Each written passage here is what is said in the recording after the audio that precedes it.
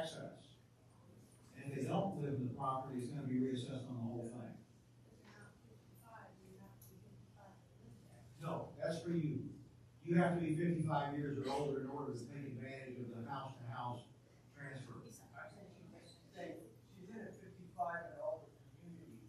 At her house, but the child is not at 55, so it couldn't live there. My hearing got me. I thought you said you had a 65-year-old child. What's the difference? So, yeah, the 50 in that kind of a community, you're between a rock and a hard place because they can't live in it. Therefore, it's going to be real.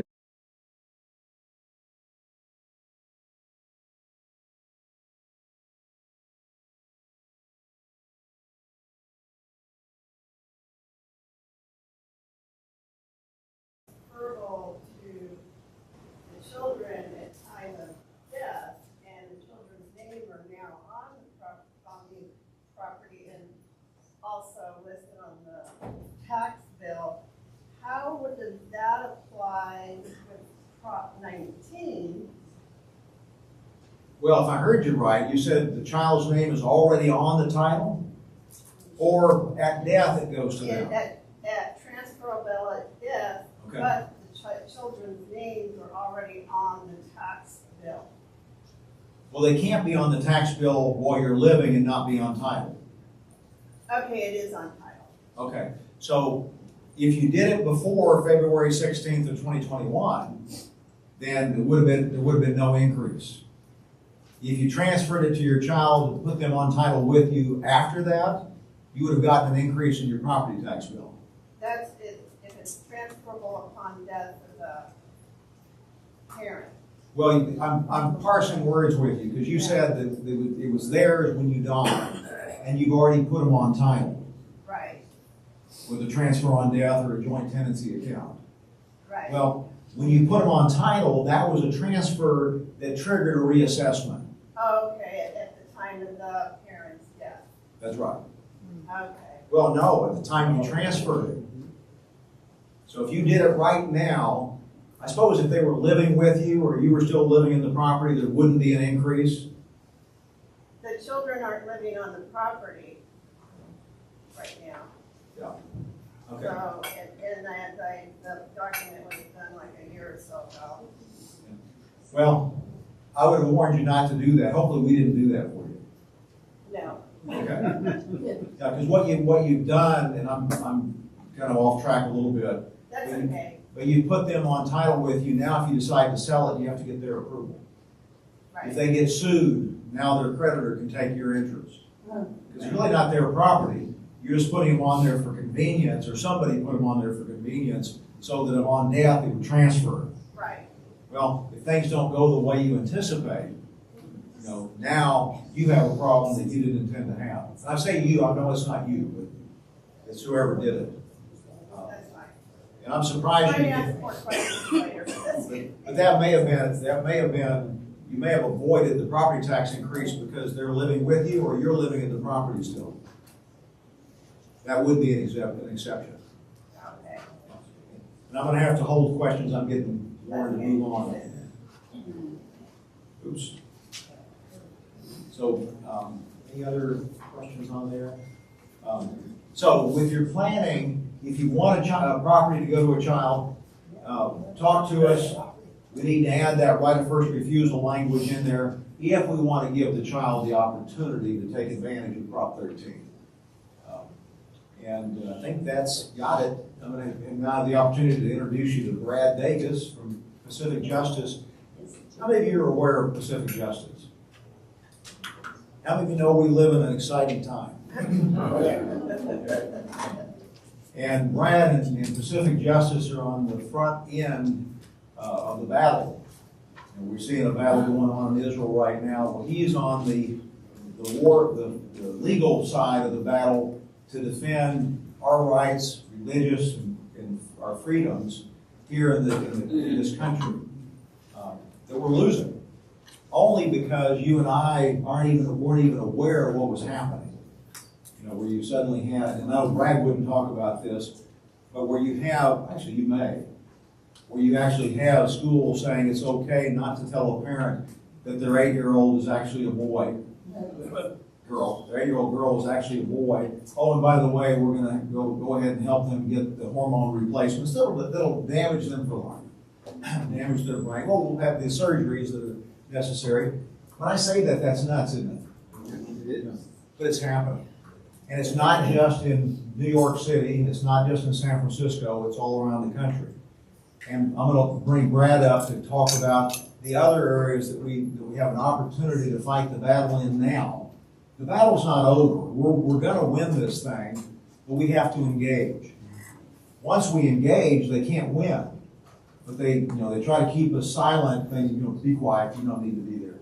So anyway, Brad, I'm sorry if I said some things on you that No, that's good. you didn't want to talk That's about. good. That's good. Thank you very much. Appreciate being here.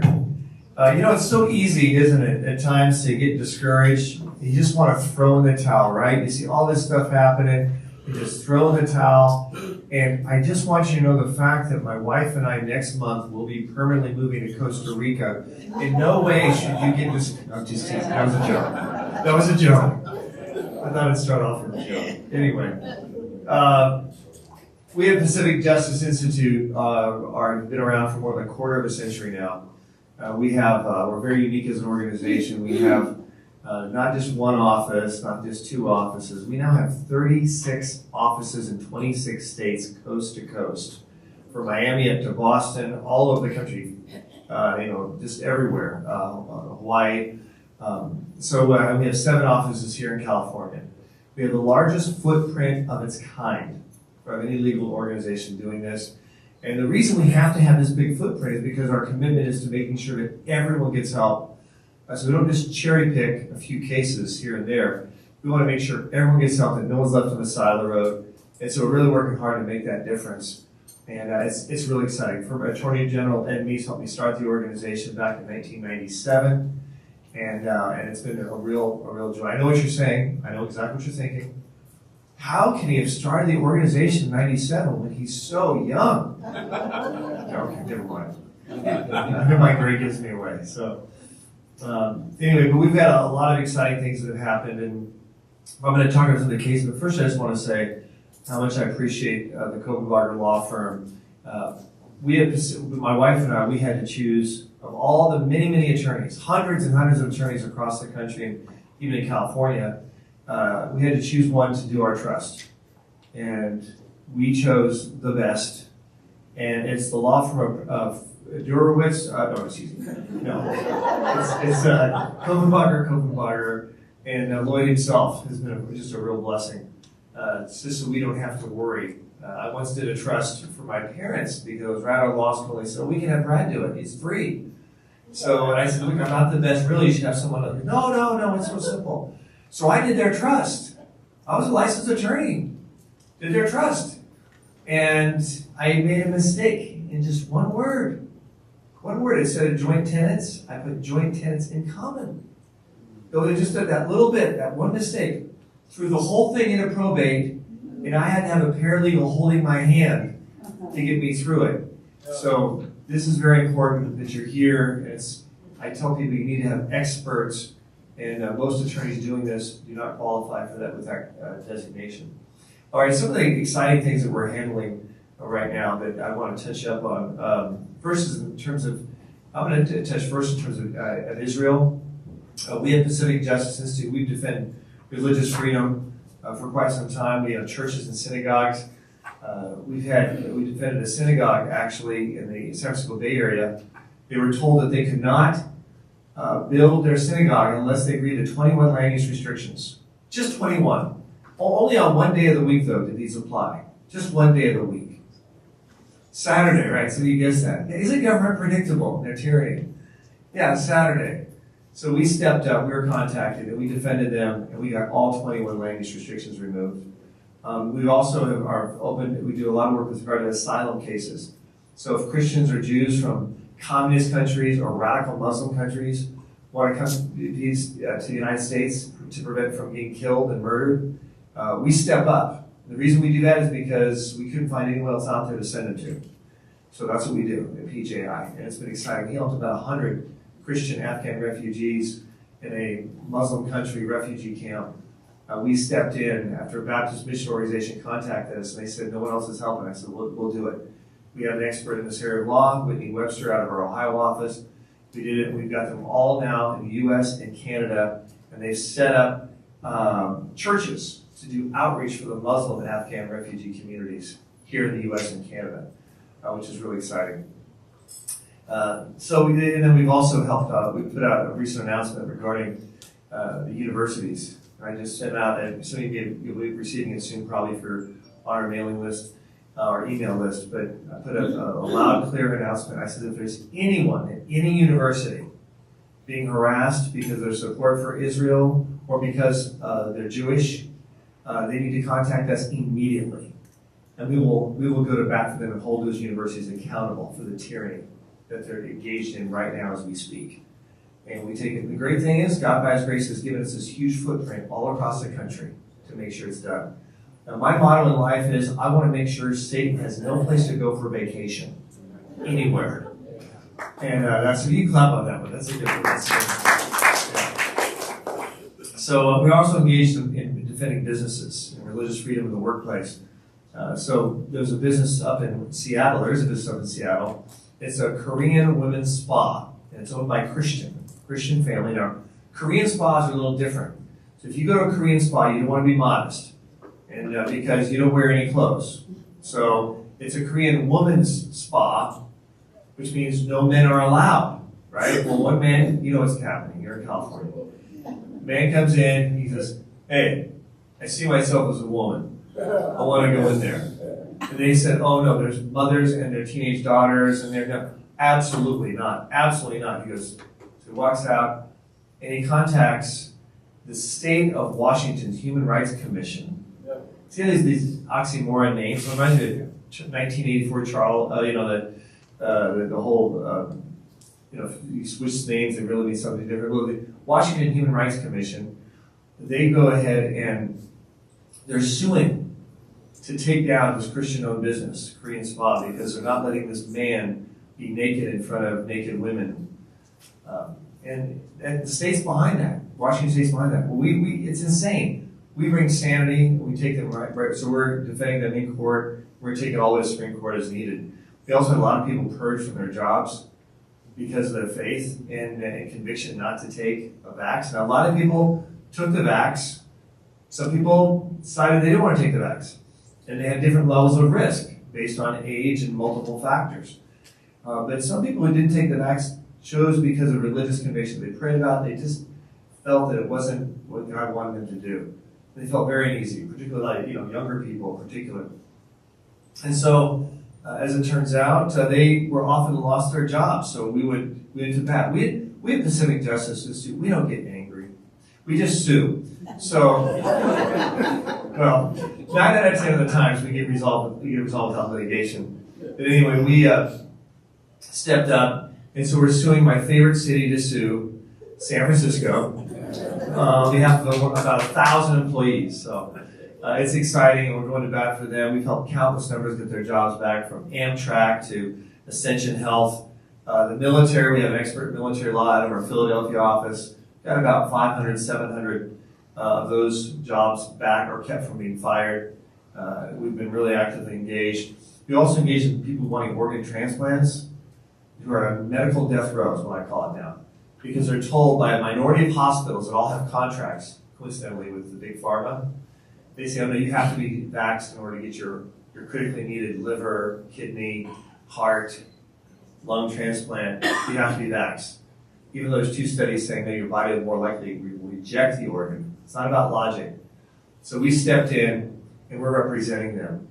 And we got 2 people we rescued at Trinity Hospital in the Midwest, another 2 from Michigan University Medical Clinic. These are life-saving issues. And they're alive, and they're getting their organ transplants, which is exciting. We've helped a lot of churches who were shut down. Remember the big shutdown happened? We stepped up at PJI, and we were one of the first to step into this. And we took a case all the way to the Supreme Court with an emergency writ. Extremely hard to get an emergency writ heard before the Supreme Court, right? Usually like death penalty cases, when they're about to get the switch flipped on them. And then they always say no, reject, okay? Well, we got an emergency writ. It came through the Ninth Circuit. Kagan gave the thumbs up for it to go to the Supreme Court. She could have stopped it. Kagan's not our buddy, okay? We took it to Supreme Court in just 3 days. Now, great things happen in 3 days. Okay, Easter, for those of you who are still looking. So anyway, just 3 days, the Supreme Court ruled 6-3, ordering Governor Gavin Newsom of California to open those churches and synagogues now. And he did. And it sent ripples across America. And it sent a message to the other governors of states like California: the Constitution is never on the shelf. And that's tyranny. And that's what we did, and it's been exciting moving forward for that. We have a preschool case out of San Diego where they're told you can't be at your preschool, you can't have your preschool. It's a church-run preschool, but they said you can't have it because the kids can't be compelled to listen to Christian teachings, Bible stories, or sing religious songs. It is a Christian preschool. Very tyrannical. We're taking that on full steam. Teachers being told they have to use pronouns, as Larry mentioned that briefly, but yeah, we're defending these people all across the country. These are hot cases. They're going to go to the Supreme Court, compelling people to lose their Title VII rights, to violate their conscience, and affirm confusion, encourage confusion on a little child. A confusion of transgenderism that will result in that child statistically being dead usually before the age of 30. That child has a better chance of surviving with a malignant tumor being removed than if they're solidified into transgender gender confusion. So this is really, really important. And we at PGI are moving on this full steam across the country. And we also pro-life clinics, we're going to bat for them also across the country. Blue states are under attack. Governor Gavin Newsom and Attorney General has targeted the 2 largest pro-life clinics in the state of California. Just fishing, trying to find a reason to attack them. So we're doing that and going to bat for them. We also have a church engagement office working with churches to get them to register their people on Sunday morning. We had over 500 churches participate in the last election with about 15,000 new voters. Our goal this next time is to get 1,000 churches to register their people to vote. And it's already had a big impact the last election and the one before that. But we think we're going to have a strong impact upriver, to have an impact on who's making our laws to defend religious freedom, parents' rights, and sanctity of human life. I just want to say one last thing in closing. And by the way, everyone should have the sheet right here in front of you. If you guys make sure you have that. If you're not receiving our updates, it'd mean a lot to me personally if you could please fill this out. And I'll be here during the break time at the very least. You can talk to me and put it in, hand it to me or turn it in on the table before you leave. But if you could please fill it out, it'd mean a lot to me personally. I want to keep you guys updated. At the very least, to pray for our work. Prayer is extremely important. If you're a prayer warrior, put prayer warrior at the bottom. You say, what is one? I say, you know it if you are one. Just put prayer warrior at the bottom, and we said special things for that. But finally, to say this. It's a noble thing, and it's a responsible thing to preserve your estate, particularly for your children and your loved ones. That's a responsible thing that you're doing right now. But let me make something very clear. Those assets for your children are not worth much if your children lose their freedom. We at PJI are committed to make sure that they do not lose their freedom. Thank you very much. God bless you all.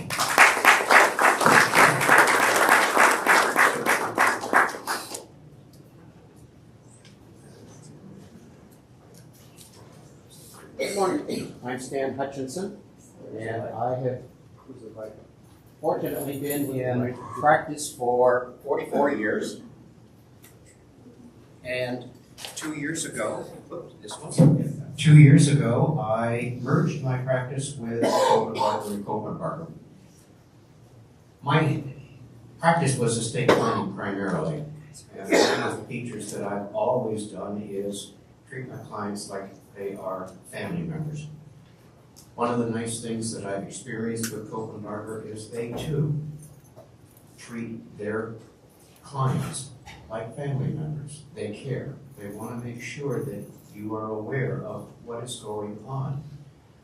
One of the things that I learned early on in my practice was so many attorneys primarily get you to think about estate planning as do a will and an advanced health care directive, and then you're all set. Don't worry. Well, excuse me. Unfortunately, things change. This list of 10 most common mistakes actually is, we could say there's 20 common mistakes, but these are the 10 most common that I have experienced over the 44 years. I want to point out 2 of these, which I think are the most critical. And by the way, one of the things that I would let my clients know is that if they want to access any information about me, they can go on my email address, my web address, and it was, and I would tell them, you'll never forget my access, and that is greedychildren.com. Well, that's gone on my version of practice. But one of the things that you'll notice on number 4, fail to make the update the estate plan with when there are changes in one's life. Now, there are going to always be changes in your life, but it may not be with your children. It may be with their spouse, a son-in-law or a daughter-in-law. That may be the problem. If you've got something like that, you need to look at your estate plan to see if it's going to handle that potential problem. And the other one that is, I think, one of the most important ones is number 8. How many of you like to travel? How many of you have an advanced health care directive? That's the document that says if you can't make your decisions, that you want so-and-so to make them, or you have a list of people. But it's only if you can't make your own decisions. So if you fall in Italy, for example, and you break your hip, you have a little concussion so that you're in a position at the hospital of not being able to make any decision, what is the hospital going to do? Are they going to go ahead and operate on that hip? My neighbor across the street for 31 years, she went to Italy with her daughter. She fell, broke her hip, had to go to the hospital.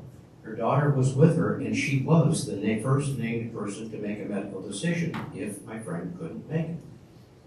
But she didn't have her advanced health care directive with her. How many of you, when you travel, put your advanced health directive in your suitcase? Come on now. It's so easy to make a copy and put it in your suitcase. Take it with you. It took 3 days before I was finally able to get to the hospital in Italy what it was they wanted, a copy of the Advanced Health Care Directive. That is a tough situation. If you go to some of the attorneys that are on Zoom, they will give you a wonderful estate plan and nice and cheap. But unfortunately, what they won't do is they won't tell you and help you get things that are necessary to be done over the years. Things have to be improved. One of the things that Copenbarger does, and that is going to be presented next, is called the Access Membership. If my neighbor had had this program, there would have been immediate access availability. She would have had her hip replaced within less than 24 hours. Copenbarger has their clients' interests in mind. Please take a look at the list of things that you need to keep up to date with and make sure you get it done. So without further ado on that, let's have Thank you. Thank you very much, Stan. I want to emphasize what Stan said. First of all, let me ask how many of you here today are Access members? My goodness, look at that. How much does it cost you to call the office and get a question answered? 0. If you have an emergency and you can't come to us and you need an attorney because you're in the hospital or at home and can't travel, what does it cost you to have an attorney come out and help you?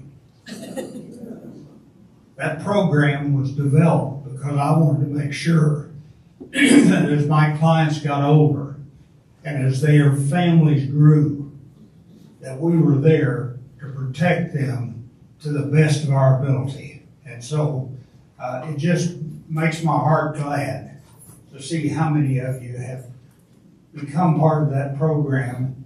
And I promise you, whether I'm here or not, that program will protect you as long as you live, and we're working on a plan to be able to pass it to your children when you no longer need it yourself because you're in heaven. So I'm sorry to interrupt, Victoria, but I wanted to share that with you. It's such a pleasure and such a joy to see that. Thank you, Lloyd. Thank you. So, what I will say is the best way to talk about access often does come from what our clients say. I had a client a couple months ago who has been an Access member since it started, and one of the things he said that he's extremely glad he hasn't had to call us very often, but there was a peace of mind knowing he could at any given moment, and as Lloyd said, not have to be charged. It is extremely rare, frankly, to find any attorney where if you pick up the phone and call them, you're not getting a bill the next day. A lot of people end up with that experience. Our Access members do not. Another huge one that really, again, I want to emphasize is the fact that if you're ever in a position where you can't travel to us, having us be able to come to you can be invaluable.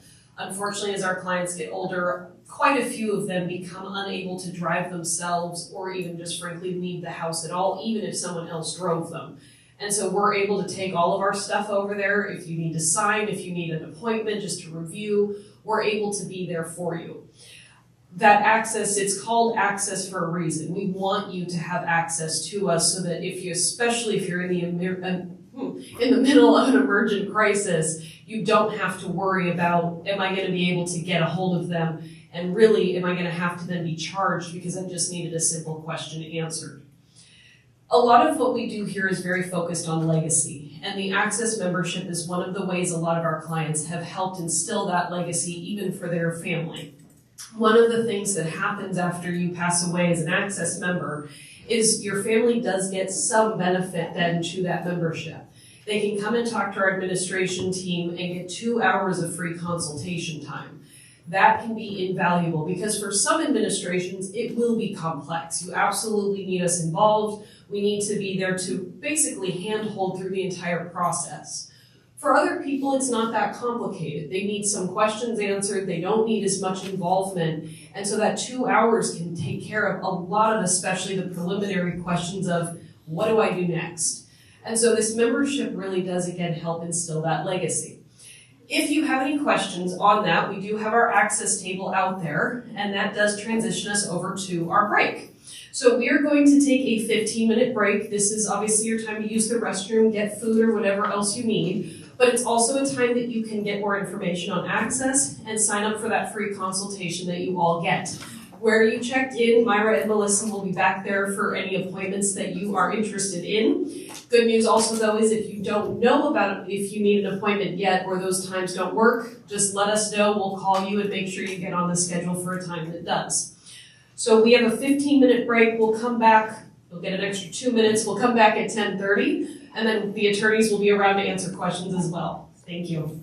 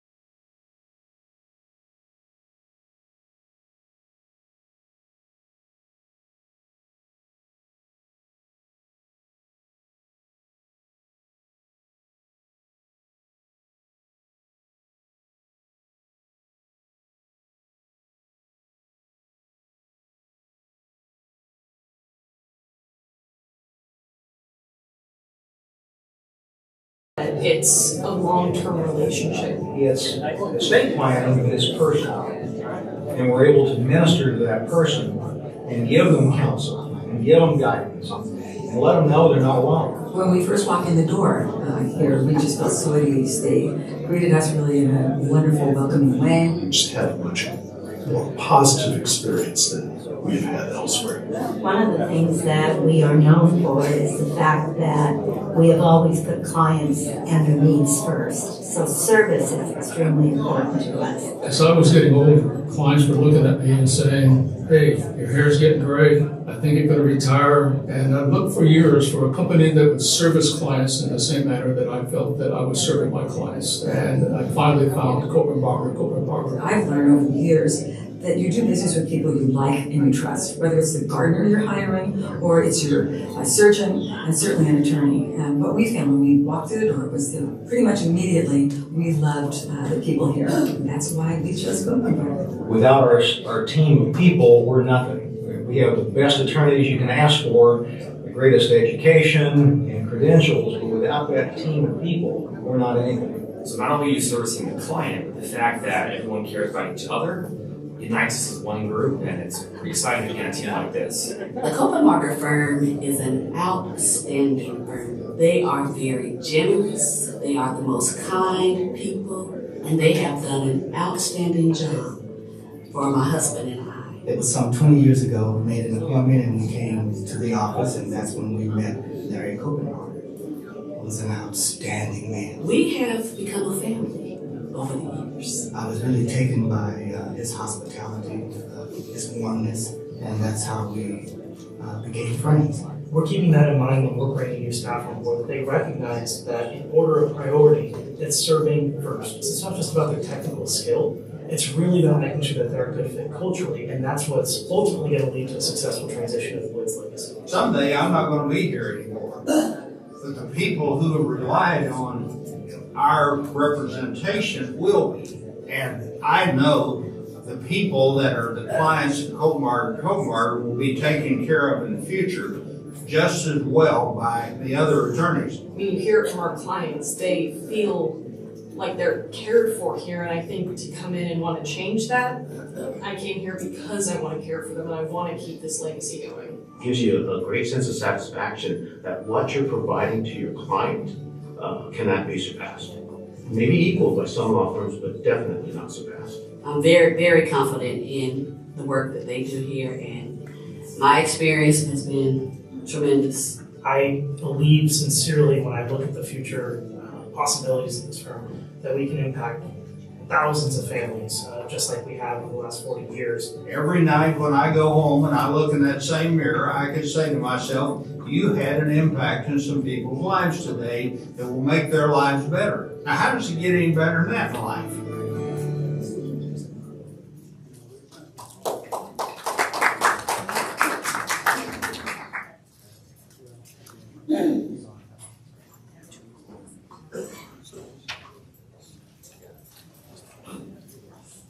Well, before we start again, we want to give out some gifts. Who has come the furthest today? Who's driven more than 30 miles? More than 40? 50? 60? 70? Like, so no more hand. Oh, 70 over here? Anybody else? You got it. We got some mugs. Do we have a bag too? Just mugs today. Yeah, just a mug. I'm sorry. And then who? And this is. I'm not sure how to ask this one. I think we agreed on who is the oldest in the room.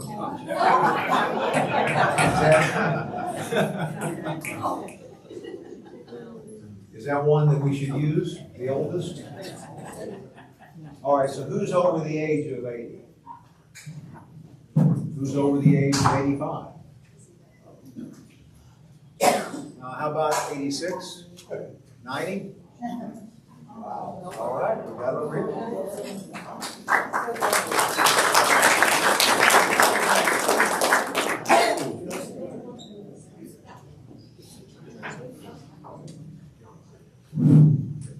Can you hear me clear, oh, that's much better, I think. Okay, well, hopefully you had a good break and had an opportunity, if you wanted an appointment, to get one scheduled. So now we're gonna pick up. Dave, how do we fix this so it's not showing everything else on the screen? Now we're going to go through a continuation of the we went through the legal updates, now the life updates. I mean, we all know that things change over time. I don't know where I'm at. There we go. So in your planning, you have your children. I was talking to someone earlier where, when they were early on, when they first became clients, they had 4 children. They were all minors. They weren't adults. Now, I was in that same situation because we were the same age. I now have 5 adult children who are independent, living on their own, who really don't need us. But in your planning, have those circumstances changed? When you went from adults, or from minors to adults, and you know who your children have married? Some of you, yes. Are they in-laws or outlaws? Do they fit or not? Do you need to modify your beneficiaries within your plan? And then, of course, the last thing we're going to talk about is how's your health. And I'm actually going to have my father come up and talk about the health side of it because he brings it home. I don't know if I'll let him tell the story. But anyway, he gave us a scare. But that's the way life is. We have incredible bodies. God's given us the bodies and minds that are intended to last until in our hundreds. But sometimes things occur that we don't anticipate, and that's where the purpose of what you're doing, what you've done, and what you're doing here today is you're making a gift to your family and to yourselves, putting things in place so that when you're gone, or if you lose capacity, you're not creating a mess. You're not leaving a mess. Now, keep in mind, if you have any child who's over the age of 18, they were minors, now they're adults, it's critical that you make sure that they set up their own advanced healthcare directives. Because without it, you can't make medical decisions for them. In fact, no one can. So, and I know that goes against our thinking because, hey, I'm the parent. I should be able to make the decision. Well, just like you as a spouse can't make decisions for your husband or wife, your child can't make those decisions. You can't make decisions for your child if they're in a position where they need it. Same for financial powers of attorney. So anybody over the age of 18 who you know, they need to get into the office and get these documents enforced so that someone can act on their behalf if needed. In your trust, have you had changes in your trustees? The people who you would have in charge? Do we need to put in what we call, and I'll explain it here in a minute, generation skipping planning? Do we need to give what I talked about earlier with Prop 19? Do we need to put into your planning the right of first refusal to preserve potentially the property tax exemption amount? Trustees. I've never had an issue with having family members act as trustees. When you hear from James, he's going to give you a warning that if you have not one child acting as trustee, but 2, you might ought to reconsider it. Make sure your children get along. Make sure they work together well. Because anytime, whether it's a child or someone else, if you have co-trustees, I like James's description. It's like they're driving a vehicle, but on both sides of the car, the passenger side and the driver's side, there's a steering wheel. They both have a steering wheel, they both have a gas pedal, they both have a brake. So make sure you consider who you're naming so that they will be driving in the same direction. They will be pushing the gas pedal at exactly the same rate and hitting the brake at exactly the same time. And make sure your trustees are still trustworthy and dependable. I think over time you learn who people are. Particularly when you go through difficult circumstances, you now get to see someone who you thought was capable or not. Or you thought was trustworthy, but now you know they aren't because you've seen them under the heat of the moment and they didn't behave in a way you thought they would behave. So just in your own circumstance, revisit that. Many of you who are married have in your planning what we call AB planning. That's a fancy way of saying tax planning. And if you've been to seminars with CPAs or maybe even with other attorneys, you may have been told you no longer need AB planning. Well, you may not, but let me give you something to consider. Why did you do the AB planning in the first place? AB planning, as I said, is primarily tax planning. And as you saw, the estate tax exemption is $12.9 million. So if your estate's only $3 or $4 million, the person you're talking to is telling you no longer need AB planning. Your amount is so small that even if one of you died, the survivor will still have plenty of exemption to avoid the estate tax. Well, what they're not considering, in fact, you'll hear it from CPAs, and I'm not putting CPAs down, but what's their main thing on their mind? Taxes. Well, if you understand AB planning, it's more than taxes. How do you know there's a difference between men and women?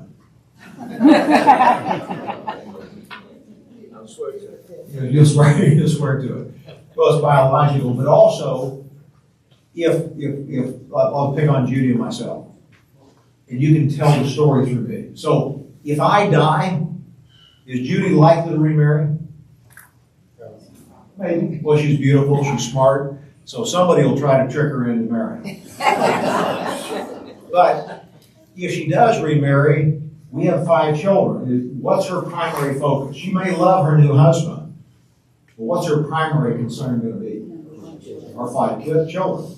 Now, we killed Judy off. I'm still living. Am I going to remarry? Yes. No. Am I likely to remarry? The answer is yes. And if I do, who is my primary concern going to be? My wife. Now, am I going to love my kids? Yeah. But you women are persuasive. So there's a risk. Why do we bring it up? There's a risk now of what? I die and I give everything to who? My new honey. Now, Judy will fight to the death to make sure our children are provided for. But my main concern is going to be my new spouse, believing that she'll make sure our kids are taken care of. What's the likelihood? No.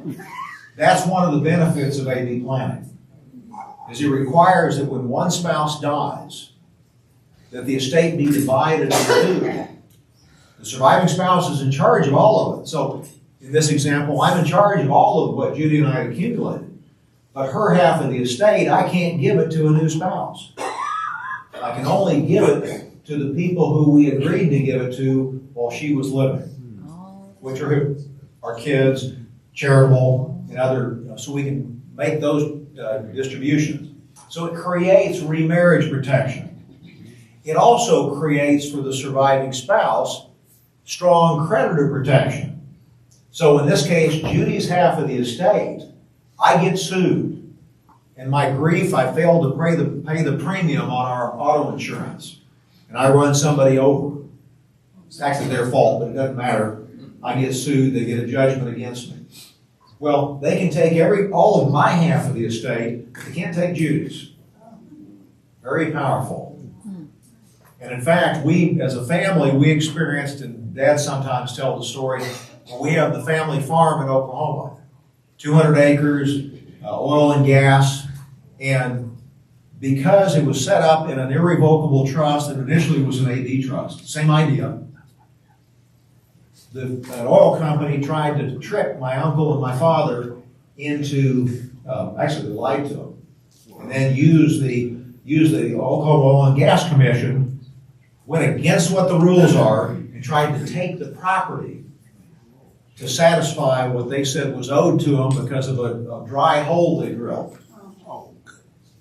Paul and Dad paid the amount of money, the agreed upon amount, and then the oil company said, oh, by the way, it was a dry hole, and it wasn't the amount you paid us, you need to pay us 3 times that, whatever the amount was.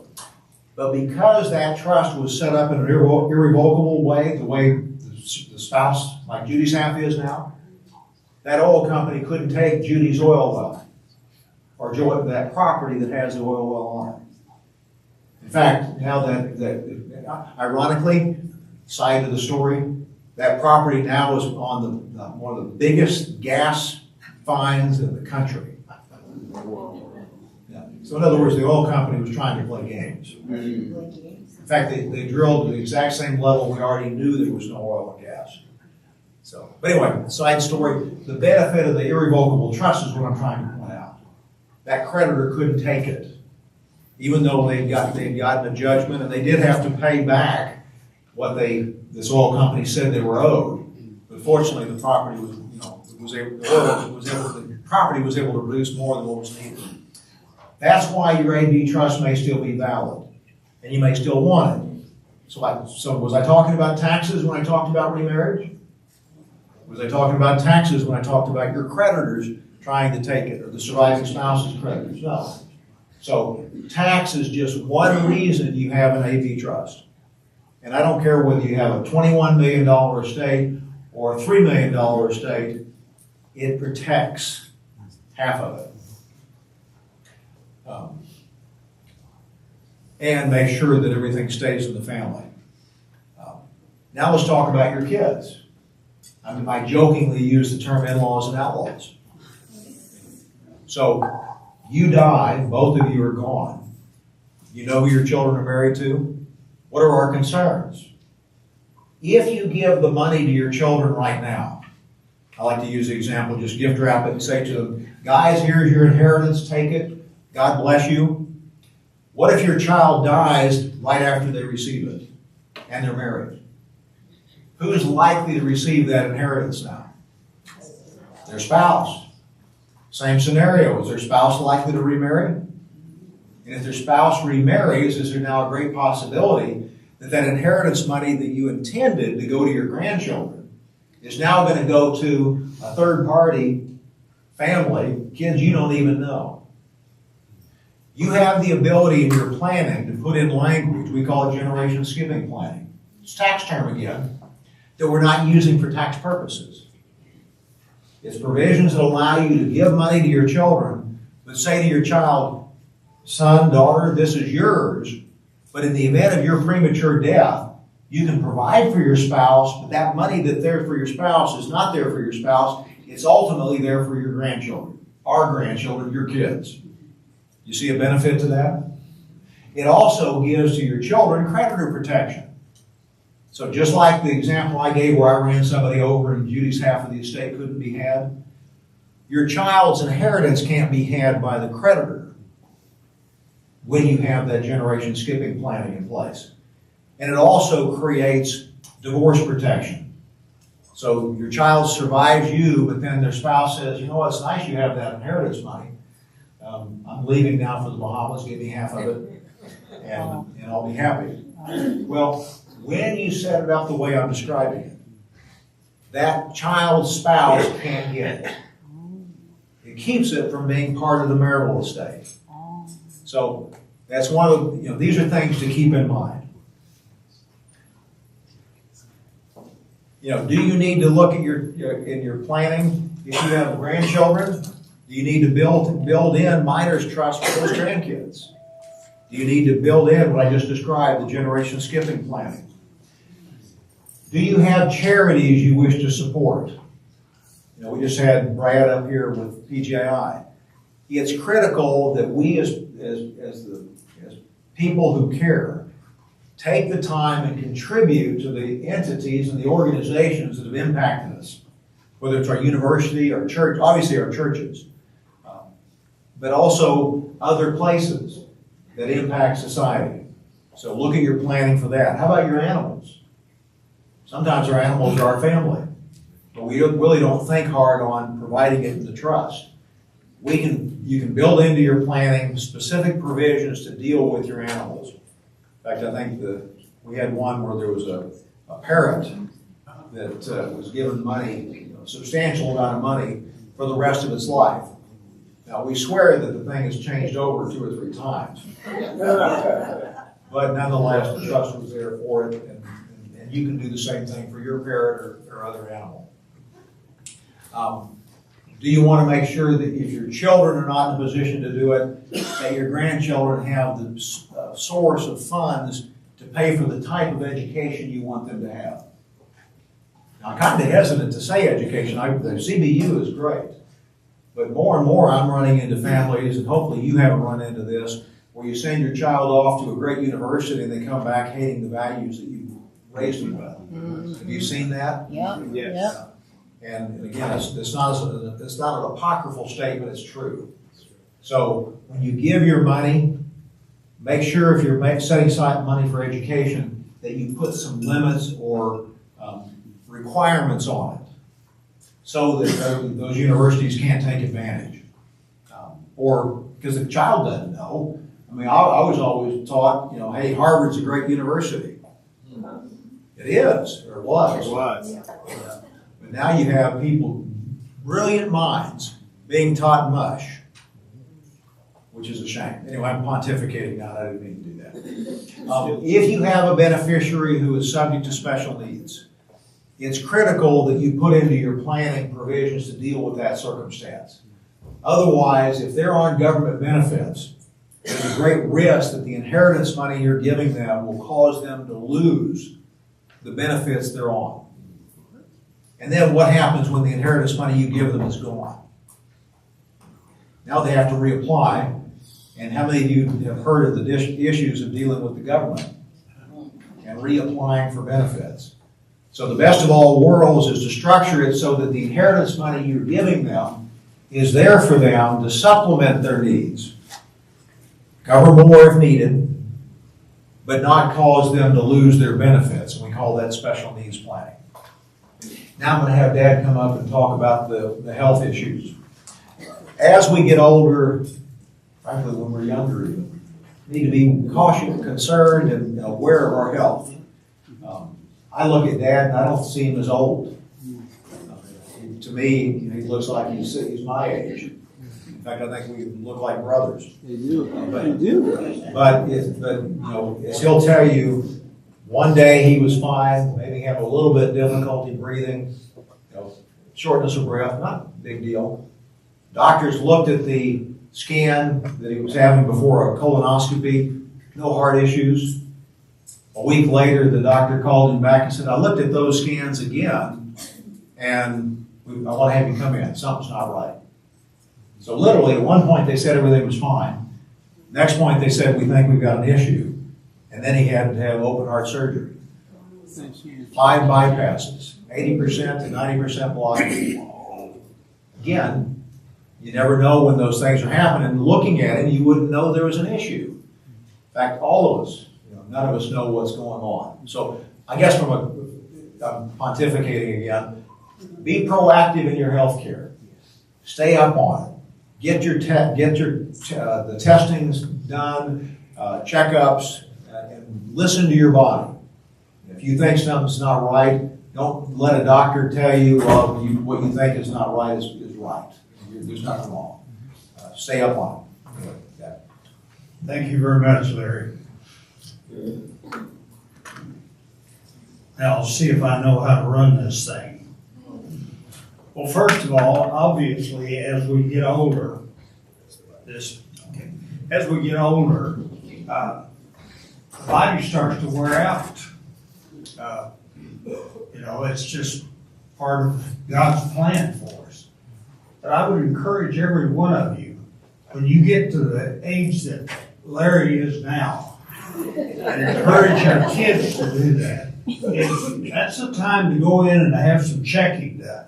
The fact is, if I had life to live over, when I was in my 60s, I would have gone in and asked them to have gone in and looked at my heart. Because right up until the time that the doctor, that Larry had it a little wrong, I had a heart doctor who gave me the EKG and later went back and looked at the EKG and found the problem. But if I had to do over again, I would have had that test done when I was in my 60s. And maybe it could have been fixed with a stent, or maybe it could have been fixed by diet. Those are all things that you and I as individuals have responsibility to take care of this temple God has given us. and allow it to work for us as long as he has it in his plan for us to be part of this life. And I would encourage you to do that. Now, what about the things we can't do anything about? Well, one of the things we can do is plan. Victoria's talked to you about the Advanced Healthcare Directive. Larry has talked to you about the Advanced Healthcare Directive, and I'm going to talk to you about the Advanced Healthcare Directive. In my lifetime, I have seen medical science change from being advancing life to advocating death. Before I had my heart attack, I spent a week trying to keep a client alive because the hospital people wanted to let her die. I would have never believed that 10 years ago. And so every one of us need to have an advocate who will see to it that our wishes are carried out. And that includes when we want to be let go. And that needs to be expressed. People need to know what our wishes are so they can carry it out if it ever has to be faced. And we need to have more than one person in that position of responsibility. All of us are mortal. We have no guarantee even of the next minute, much less the next years. And so when you do your planning, sit down and carefully consider who are the right people to fill those roles and what the priority should be. Now, I'm blessed. I have Larry. I have a grandson, Charles, who some of you know he wasn't here today because he's taking his youngest boy to a soccer tournament. Otherwise, he'd be here. His son is here. I don't see, oh, there's Bradley. Bradley, wave to these folks. This young man is my great-grandson, and he's already helping take care of our people. And Larry didn't tell you, but I will. His oldest daughter is in her final year of law school, and she has the top grades in the whole law school in her class. We're hoping we can attract her to become part of Copenbarger and Copenbarger. Problem is, every other law firm wants her too. But anyway, these are the kinds of issues that every one of us need to address. And most importantly, we need to give clear guidance as to when it's time to let God's plan for our life draw it to conclusion. Medical science can, if the money's right, keep us alive forever. Now, we won't be aware of it, but our body will continue to function. And so there have to be clear guidelines. Most of the time, those are guidelines you can determine for yourself because it's not rocket science. But if you're troubled about it, sit down and talk to one of us. We'll help you frame what your wishes are in a way that's clear for the people that would have to carry it out when the time comes.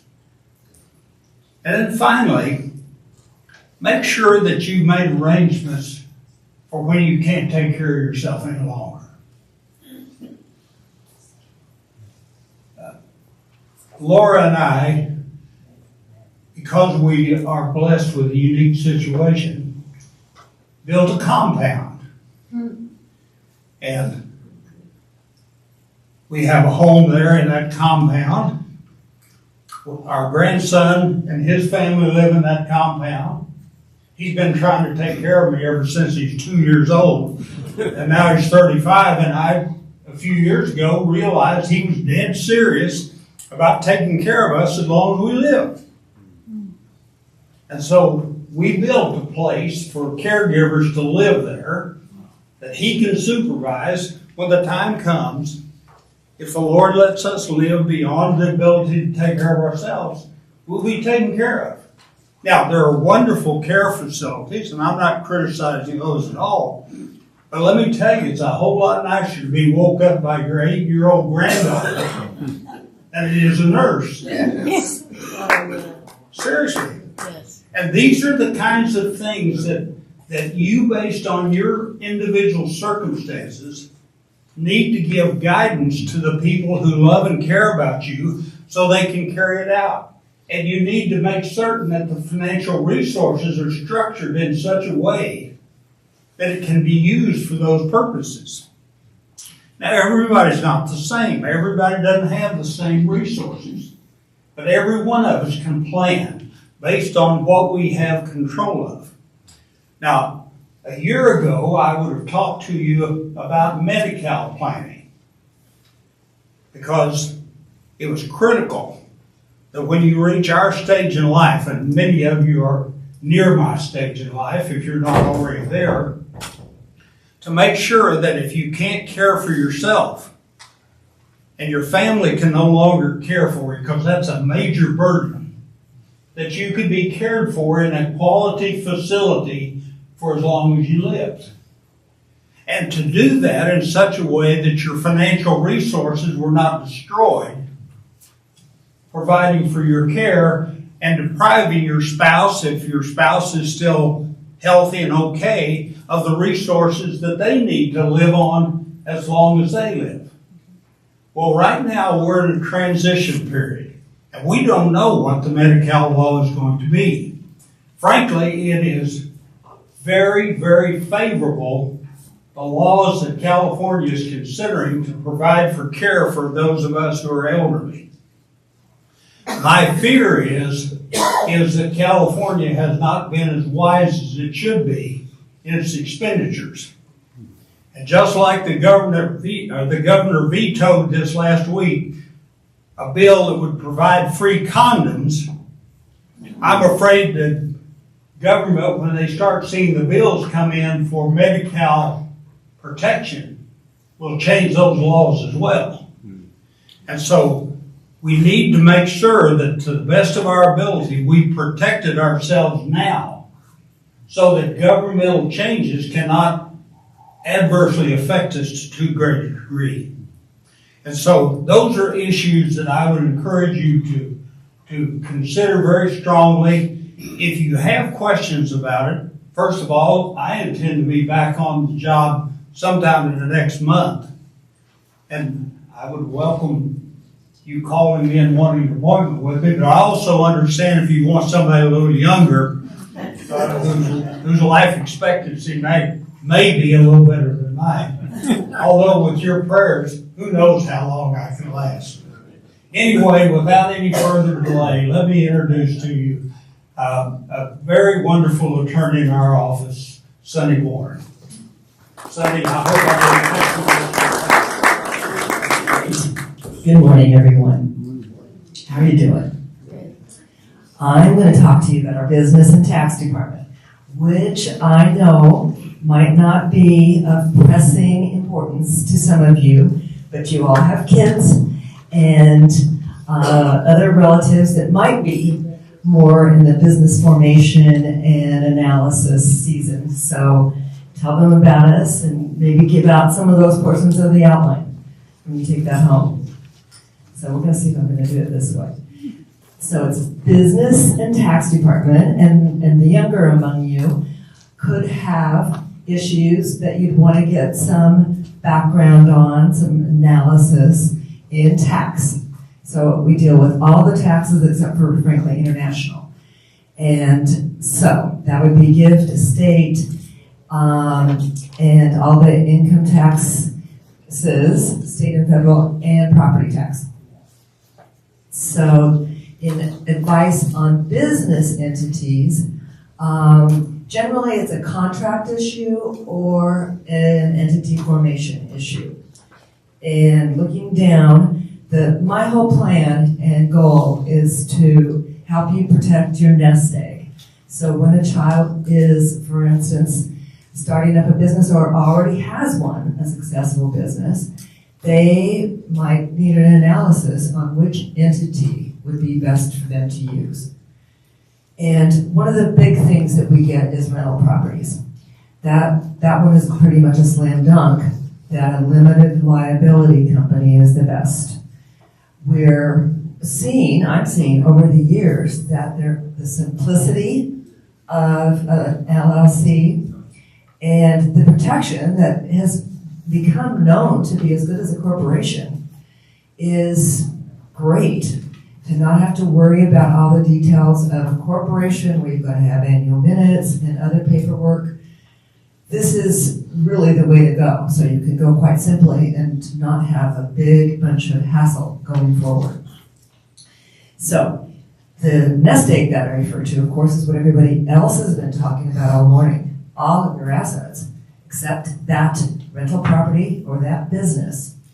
All of your retirement accounts, so needed, with the wise input of Lloyd just now. All of your accounts, even vehicles and your primary residence, can be protected away from claims that might arise from invitees usually, but family and friends coming onto the rental property. And insurance agents say that liability insurance can protect you. Yes, it can. It can really decrease your exposure to those claims in an eventual court judgment.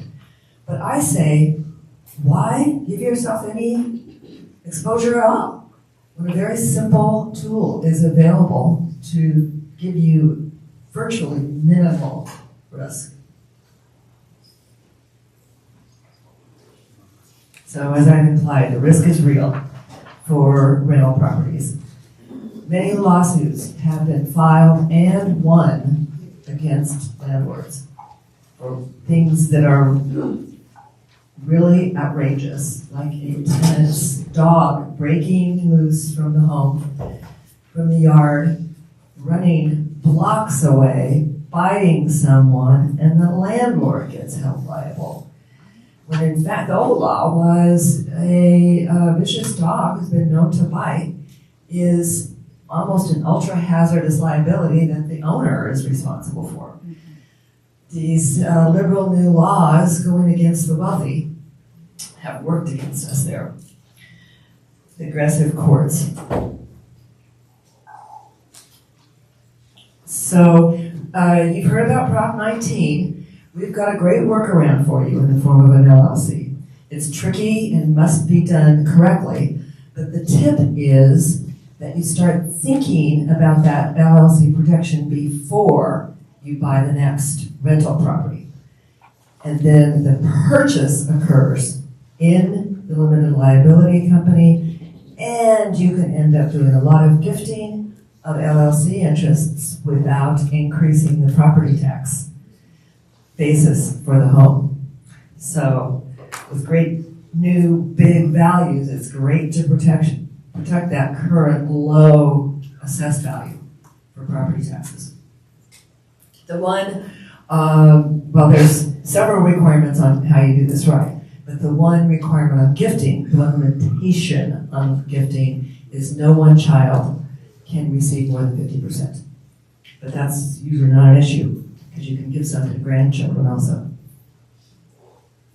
Other entities that we form are partnerships. Beware there, the general partner is always going to have unlimited liability for claims arising from the property or business. A corporation is not a good choice, generally, for a rental property, for any kind of real property. But it's good for, very good for operating businesses, and I can tell you why. And finally, a regular corporation, called a C corporation, you really have to beware because there's two levels of tax. One when it's earned by the corp, and two when it's dividended, that's a tricky word, out to you as the distributions. Finally, consulting work. That's something you may do after you leave your bigger full-time job is a great use of an LLC. It can be taxed as an S corporation to get those tax benefits. And you can save 15% in self-employment taxes if you so choose. So the takeaways, as I keep harping, landlords with rental property should really consider an LLC. I haven't found a situation that clients have brought to me that I haven't thought there would be big benefits from doing it. The cost is just so minimal compared to what the cost of damage is for a broken back. especially on the part of a younger person. If they're having a birthday party and one of the kids gets hurt seriously. I said operating businesses, some like to avoid annual minutes. The S Corp is becoming somewhat outdated, but you can still get lots of good deductions. So that has to be weighed and balanced. My rallying ending cry is don't do it yourself. The penalties always happen, it really, in my experience. And sometimes there's interest on those penalties, heaven forbid. As I said at the bottom of this next slide, we have an almost unlimited array of custom crafted documents. And I really don't mean an array. I mean, we can draft from the outset. When on a personal basis or a business basis, you need an agreement between parties. We can do the drafting for you or your kids. A couple highlights. Buy-sell agreements are really, really important to protect the owners from when someone wants to exit or passes away, becomes incapacitated. These are opportunities for crisis and for lack of clarity, lots of chaos, or for a clear usage of the provisions of that agreement where everybody knows what to expect and what's going to be put into place. It can make a big, big difference. I just list a couple other things: purchase and sale agreements, leases of all kinds. I love that stuff. Now, real quick, for those of you who are charitably minded, which isn't everybody, I mean, I'm very charitably minded, but I might not have the cash to back it up. So the first thing that I have listed here is a charitable lead trust. It's really lots of benefit and no harm because you give away an income-producing property to the trust temporarily. The income goes to that charity for maybe 5-10 years, and you get the property back. A way bigger strategy and solution is a private foundation. Now, these are particularly useful, as is the charitable remainder trust that I'm going to talk about next, if you have a highly appreciated asset. Could be stock, often is real property that you don't want to pay the capital gains tax on right now, because it can be very, very big. You can, for the foundation, you gift that property to the foundation. It eliminates all capital gains. Then you get the value of the property up to certain AGI limits as a deduction, charitable contribution deduction that you can take over 6 years. Just blows your income taxes out of the water. So in the foundation itself, you choose your own mission, whatever is near and dear to your heart, and generally giving to public charities. So that's right there some joy. Then you get to control it. Your descendants can thereafter.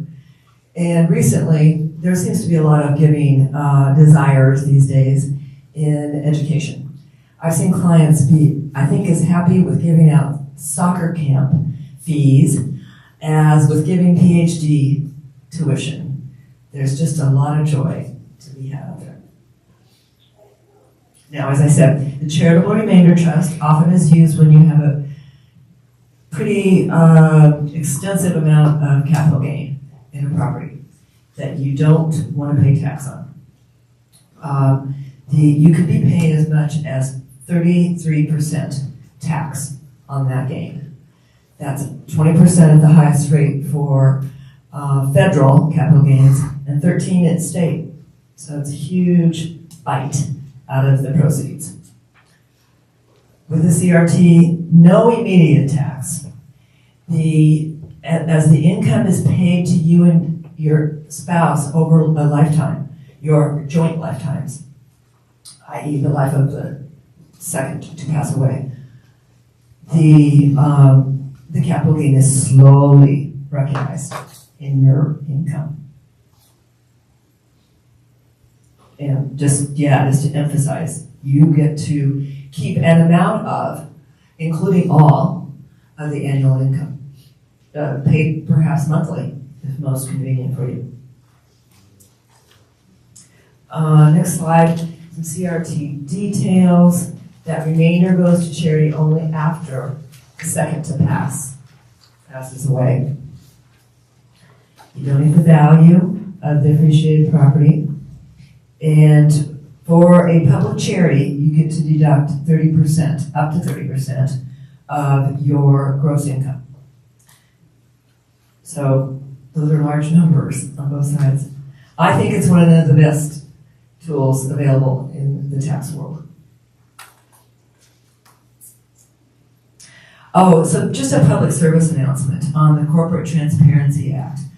I don't know if you've heard about this, recently enacted by Congress to fight terrorism and other financial crimes. I think it's mainly aimed at terrorists. I think it mainly is going to have consequences for business owners, small business owners. It's going to potentially, arguably, hurt your privacy, hurt their privacy. But it applies with regard to all entities that have to file with the state when they're formed. So that's the LLCs, corps, partnerships. If you have less than 5 million of gross receipts and less than 20 employees. Deadlines are coming up. They're not here with us yet. We're going to find out a little more on how this has to be initiated online. But we'll have a little blurb in an upcoming newsletter when we know all those details. For now, we do know that starting next year, it has to happen right on formation. But here's the bummer of what has to happen. For owners of 25% or more of the entity, or officers with significant control, you have to, when you're opening a bank account or someone's doing it on your behalf, you have to send in things like your driver's license with the photo. So I'm praying that this information won't be used by the government for a nefarious purpose. I think it's a little pushier than need be to catch terrorists, but that's another issue. And the possible fines and other consequences are so horrendous.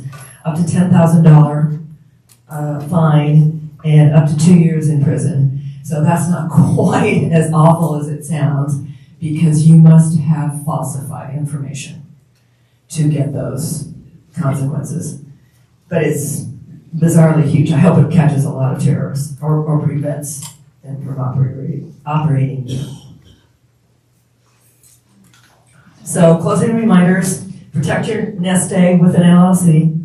Always consider buying new real property in an LLC. And consider some of these charitable ideas if you don't like capital gains tax.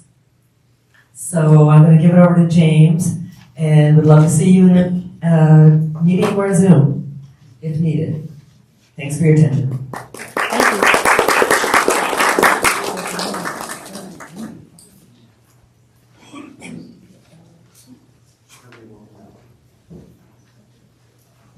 Thank you. Good morning. Good morning. Everyone doing well? Yep. Yes. Very nice. Got your fill of food? Was it any good? Yes. Yes.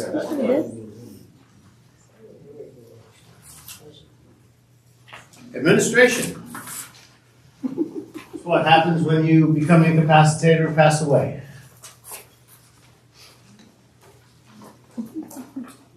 This is what happens. Those are your loved ones. They're fighting over that pot of gold you left. The interesting thing about that, though, really, I mean, if you think about it, when some of you probably had kids or have them still, but when they were young, or when you were a child and young and had parents, because I know all of you did. Can't lie to me. that who was the referee if you have siblings when you and your siblings fought? Yeah, mom and or dad, right? So then when mom or dad pass away, both of them, right? When both of them pass away now, who's the referee between you and your siblings? Nobody. That's why the picture, right? Because that's basically what happens. I mean, yeah, you may not go to fisticuffs, right, or anything like that, but you know, if I had toast, if I made toast every morning with my mom, and that's the memory, right? The memory is always making toast with my mom, and she passes away and the toaster's there. What do I want? The toaster. I want the toaster. See, but I know my brother, right? And my brother would probably take the toaster just so I didn't get it. Right? And that's this kind of thing, right? That's this kind of thing. And so, yeah, it may not end up in a lawsuit or anything like that, but this is kind of what happens when, mom and dad both pass away. And again, not to the, extent where anybody's maybe suing somebody, but why do we all get together at Thanksgiving? Because mom says so. Right? We do what mom says. And so when mom's no longer there, we don't get together for Thanksgiving any longer. Right? Because now my wife is the mom of that family, and my sister-in-law is the mom of that family, and so on and so forth. So things like that happen. So what we're going to do a little bit today, and some of this we've gone over before, and if you've been here long enough, you're going to say, hey, this is deja vu. Haven't we gone through some of this stuff? And the answer is yes, because it doesn't change much. And every time it's just a reminder of what we're going to do. So administration is a process, right? It's really no different from, it's nothing more than getting you from point A to point B, and point B is, completing whatever needs to be done. After a lifetime, the administration is two major parts. Settle the final affairs of the person who passed away, settle the final affairs of the deceased, and then do whatever's next. Whatever's next all depends on whether the person who passed away had any planning or not, right? Did they do nothing at all? Was there a will? Was there a trust? What was the case? And then you just have to go through the process, as it relates to, that particular item. So, there's 4 disciplines. I say 4. In my chart, in what we're going to talk about today, there's really 3. But the 4 major disciplines are, what does the law require, right, when you have to administer a estate? What are the tax issues that need to be addressed? How do assets transfer? Those are the ones that most people, I say, they're not intuitive. The 4th part is the intuitive part, and that's generally the things the administrator or the representative takes care of. And I think those are just kind of, you just think of those on your own. Like if you were my administrator and I passed away, right? And there was a bank account and you were a joint owner on the bank account, and the bank account was under my Social Security number because I opened it up, what would you do? You'd go to the bank. They'd say, hey, James is deceased. They would then change that account from my tax ID number, my Social Security number, to yours, right? I mean, that's intuitive. You'd go to the bank and you take care of that. If you were the beneficiary on a life insurance policy and you knew of the policy, what would you do? You'd make a claim, right? If you knew I had a Facebook account, email, Twitter account, and all these other things, you'd probably try to close those down. Right? So there are some things that I think they're just intuitive and you go through them. The things we go through over here, I think, are less intuitive than that. And so that's why I bring up these 3 and not the 4th. So, law, right? What do we do with law, right? Or what are the legal things that have to be done? Well, we got to update land records. Well, what does that mean? And by the way, this stuff happens whether there's a trust or not. So where'd my glasses go? Unfortunately, I need glasses now. So Kevin here and I own a piece of real estate together, right? We own a building, and I mean, it's a house or whatever, it's just a piece of real estate, we own it together. I pass away, what's he gonna do? Right? There's something he's gotta do, he's gotta update the land records, right? Something, right? Because let's say we own it joint tenancy with right of survivorship. So that means legally, I pass away, it becomes his. Now, both of our names are on that deed. Not in a trust, just he and I own it, joint tenants. Right? So he's gonna prepare and record something that says I passed away, and now he owns the property by himself. Right? So we gotta update the land records. Notify the county assessor. Now, Kevin, can you stand up here a second? Now, I just wanted you to take a look at me and Kevin. Do you think we are blood brothers? Do you think his mom and my mom are the same mom, his dad and my dad are the same dad? The answer is no. Oh, is that what that was?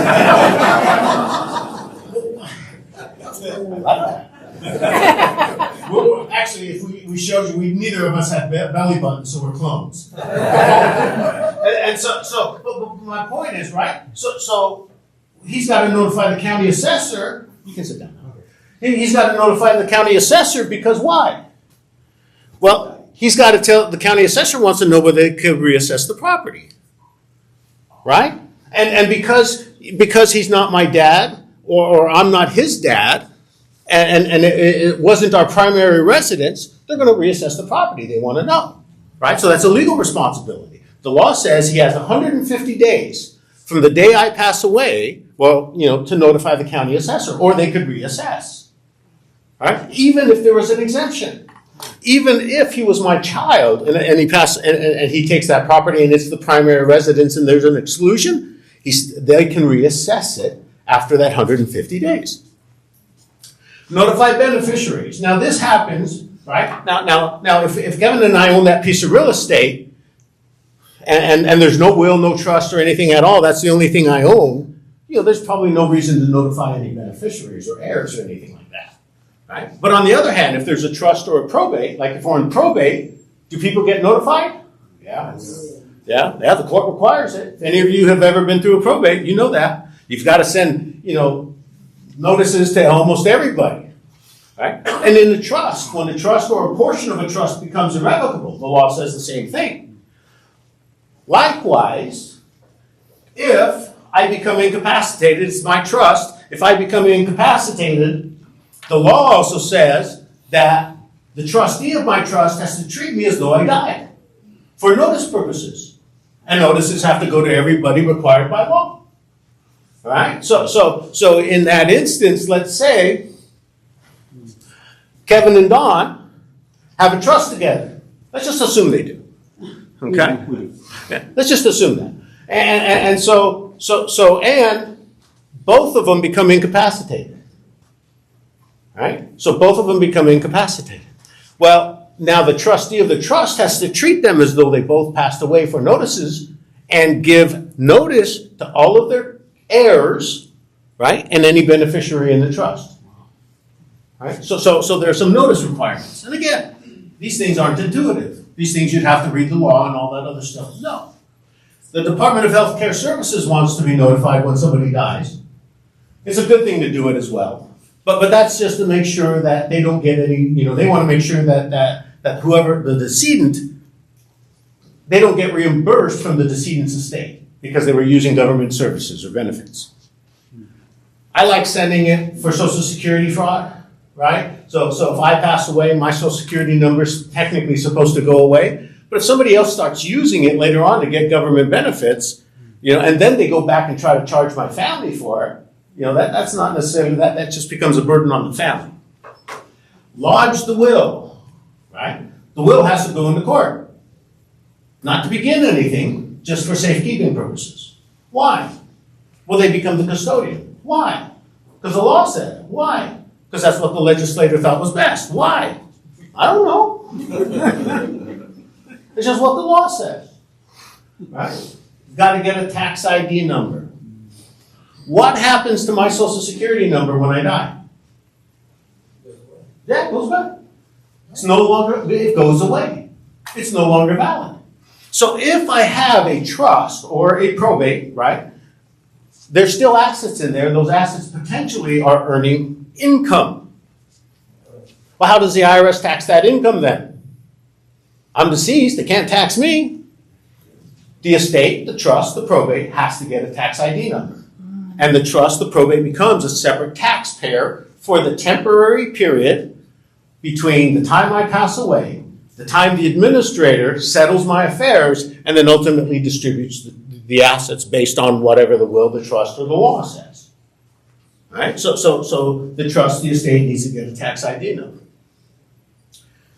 Notify federal and state taxing authorities. So I've earned income over the last 5 years, and Dawn's now going to be my trustee, okay? And so I've earned income over the last 5 years, taxable income, and I haven't reported it or paid taxes. Okay? So I die. Now Dawn, the one on the bottom, right, has got to notify the IRS and the Franchise Tax Board that I passed away, and she is now legally responsible for reporting and paying my taxes. Not as an individual, right, but just from the estate. Right? So that means when they finally find out that, hey, I passed away and I haven't paid or reported taxes in the last 5 years, and they've received K1s or 1099s or W2s, right, for income, well, they're going to send notices to her to say, hey, what about these income tax returns? What about these back taxes?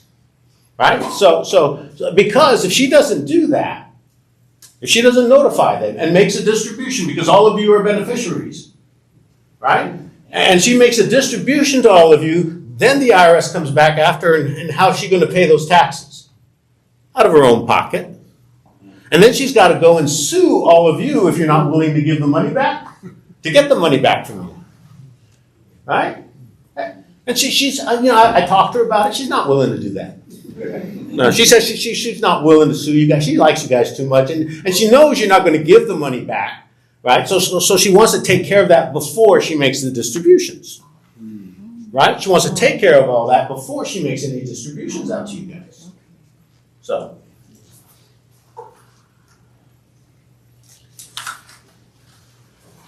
Court case has said there are 2 rules. The responsibility, 2 rules. That a trustee or an administrator has to follow. Well, let's just talk trustees. 1 is just to follow the trust. Do what the trust says to do. Real simple. The second one is to follow the law. Well, what we've gone over in the previous slide and this slide, that's the law. Right? So the law comes in like 50 subparts. So up there, number 1, the 16,000 number, probate code section 16,000, says the trustee has to do what?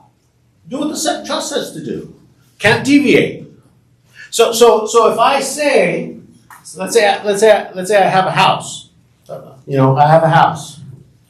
And Brenda, all right? Brenda is living in the house. She ran on some hard times. I said, yeah, you could live in the house. Yeah, just live in the house. That's no problem. Right? I die. The trust says that the estate gets distributed to all of you, including Brenda. Doesn't say anything else. Right?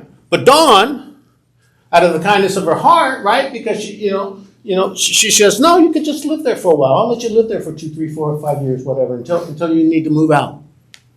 Can Dawn do that? No. Why? The trust doesn't say she can. It says she's got to distribute it. So how many times do we see a situation where son or daughter is living with mom or dad? Trust says distribute everything to the kids. Right?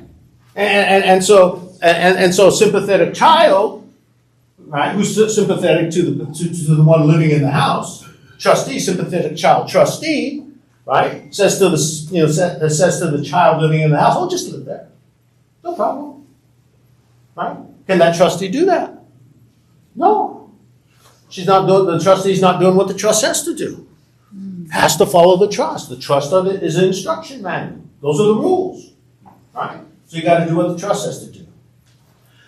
So, I'm going to assume here that Don and Kevin are married, right? And so remember, Don's the trustee, my trustee, and Kevin says, can I get my money in advance?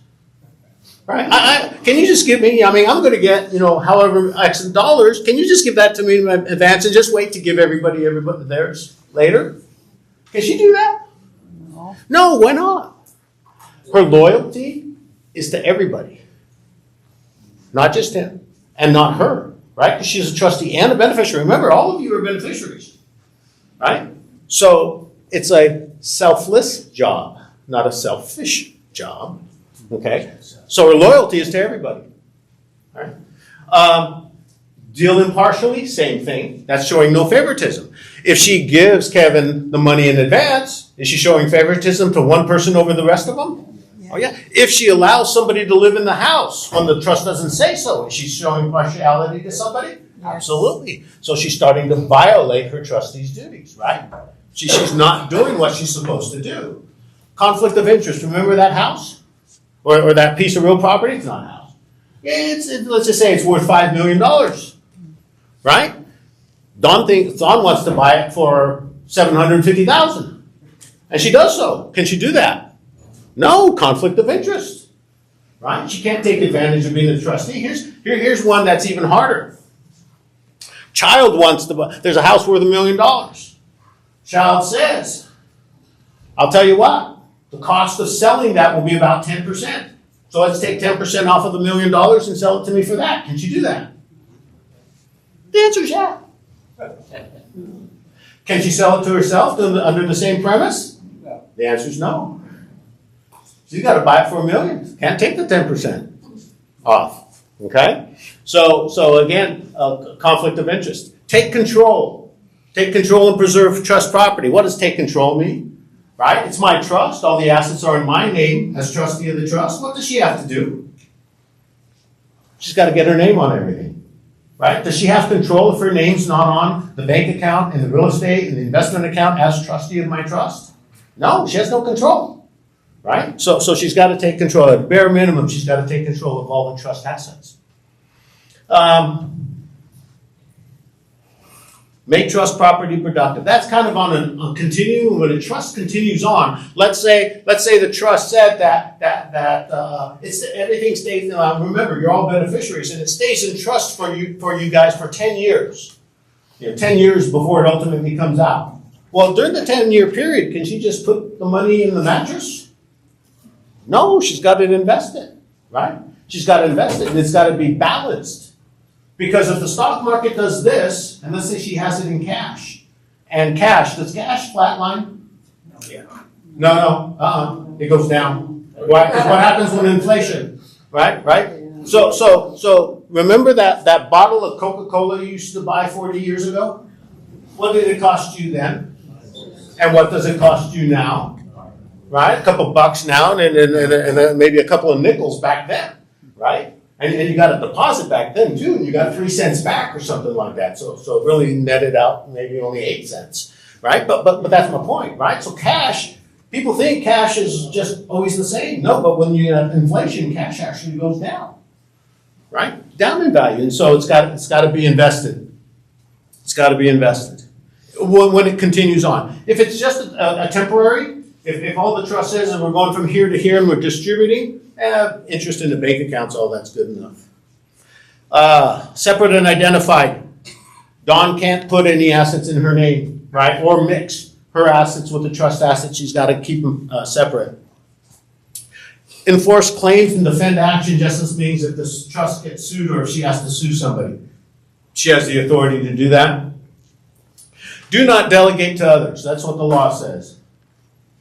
The law says that Dawn cannot let somebody else, like say, here, I've got some responsibilities as trustee. Here, I want you to do these. That's what the law says. You know what your trust says? If you have a trust by our firm, it says she can do it. Huh? The law says she can't and the trust says she can? Which one do you think is right? You're right. The trust, not the law. One of the laws, one of the rules as it relates to trust is that trust you have, regardless of who prepared it, is the primary source of authority, is the trust. If it lacks information, or if it lacks authority, then you go to the law to see what the law says. And if you can't find it in the law, then you have to see if it's in court cases. And if it's not in court cases, you either do it or go to court and ask. And if you do it and it's the wrong thing, then those beneficiaries, those nasty beneficiaries, sue you. And then you got to try to prove at that point, right? It's the right thing to do. But my point on that is the law says one thing, the trust says another, but the trust controls. Because that's what the overriding rule is the trust control, supersedes the code. So yeah, it says you can't, but you can. So that means what? If you're a trustee, what does that mean? What do you have to read? You have to read the trust. How many people do you think read the trust? Right? You have to read the trust. You have to know what the trust says so you know what you can do. So absolutely, you got to read the trust. Co-trustees, I hate them. You know that. If you've been to one of these before, I hate co-trustees. Why? Because it's a committee. Right? So let's say all of us are trustees. All of us, including myself. We're all trustees of a trust. We ever going to get anything done? No. I mean, Congress is a committee. Hey, let's elect a speaker. Right? We can't get anything done. Co-trustees, it's the same thing. Oh, but my kids are different. No, they're not. Let's go back to the first picture. Right? They're not. Do you guys have kids? Did they ever fight when they were kids? When they were young? When they were less than 10 years old? Yeah. Yeah, they still do. They just may not roll around on the ground. Okay? And so from that perspective, and not only that, here's the worst part about co-trustees, all right? So let's see, where are we going to go? We're going to go to Disneyland. Okay? Lloyd's paying for it. We're going to go to Disneyland. And so we're all going to get in our separate cars and we're going to go to Disneyland, right? How many different ways can we get there? How many different ways are there to get there? Several, right? We have the same destination, the same goal. We're all going to do it differently, right? So if we get into my trustee car, remember this, my trustee car, right? And then let's just say there's 5 trustees, not the whole room, just 5. My trustee car, we're going to get in the trustee car, go to Disneyland. And we all are in control, right? We're all trustees. We all have to be in control. We all have to make decisions, right? And so my car, this trustee car, has 5 steering wheels, 5 accelerators, 5 brake pedals, and 5 gear shifts. How long is it going to take us to get to Disneyland? We're never going to get there. That is co-trustees of your trust. That's why I hate them. But even though I hate them, who's the boss? No. Who's the boss? You are. You setting up your trust. And so if you're in front of one of us and I say to you, I hate co-trustees, don't do co-trustees, and you say, I want co-trustees, what do I got to do? I got to put down co-trustees, don't I? I might be cursing your name later on, but I got to put down co-trustees. Right? So I don't like co-trustees. If you wanted to know the short, I didn't like them. All right? But I got to do what you guys want. Duty to comply with prudent investor just means balance. Duty to diversify, that's balanced investments. Duty to report information and to account to beneficiaries. All right, so I'm the trustee now. And I'm the trustee because I know you guys trust me. Right? You just trust me and you wouldn't even question anything I do. Right? Awesome. I have an obligation to tell you just about everything I'm doing. Keep you informed. I need to keep you informed on the actions that we're taking. I've got to keep you informed of how I'm spending money. I've got to keep you informed on just everything that I'm doing.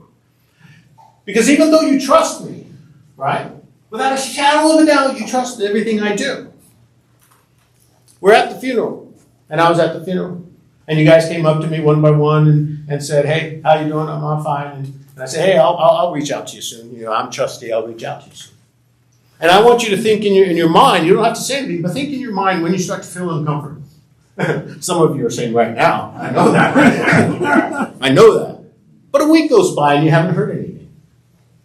A month goes by and you haven't heard anything. 2 months go by and you haven't heard anything. I bought a new car. 3 months go by and you haven't heard anything.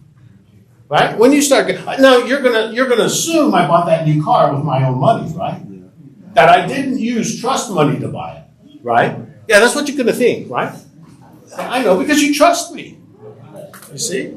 So the idea here is if I'm a trustee and I want you to feel comfortable, I've got to continually, at some point, give you some bit of information. Right? Now, where's my glasses? Now the thing is Tony here, right? Tony? Yeah, exactly, the thumbs up. Tony's one of those beneficiaries who's like, dude, hey, I don't need to know anything. Right? Who do we say we're over here? Frances, on the other hand, she wants to know everything. I mean, it's like, what are you doing now? What are you doing now? What are you doing now? And what are you doing now? Right? So which I can't satisfy either of them, right? So the information I give them has to be reasonable. Right? It has to be reasonable. I mean, and so what are you doing now? What are you doing now? What do you do? That's unreasonable. Right? Dude, hey, I'm chill. You know, just give me the check, right? Just give me the check. That's unreasonable as well. What? It's unreasonable. Because I have a duty to inform them. I cannot say, oh, I'm not going to inform you just because you don't want it. No, I've got to inform them. And not only that, the account, right? So I'm the trustee again. And so because you trust me, you don't care how I spend the money, right? I mean, you don't even care what was there when they died. No, right? You trust me. Look at it, I can see it in your eyes. I could see it in your eyes. You rotten. But, right? So I have an obligation to report to you, hey, here's what was there in the trust at the time of death. And here's what I spent money on. Here's the income that came in. There were some stocks or investments, whatever. We sold them. Here's what we sold them for. Here's the gain. Here's the loss.